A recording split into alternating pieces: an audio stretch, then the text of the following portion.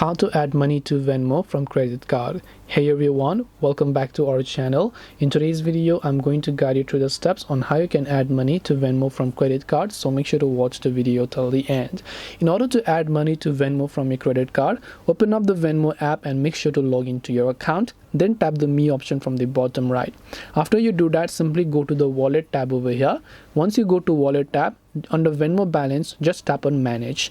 Then once you select Manage, select Add Money into your Venmo balance. So you can tap on Add Money. After you do that, select the amount that you want to add. Then after you've done that, you'll be able to enter your card details such as your credit or debit card, and then you'll be able to add money to Venmo from credit card. This way you can add money to Venmo from credit card. Hope this video was very helpful to you guys, and if it did help you, make sure to leave a like and subscribe to our channel. If you have got any more questions, queries, or thoughts, feel free to also leave them down below. Thank you very much for watching till the end of this tutorial, and see you soon in our next video.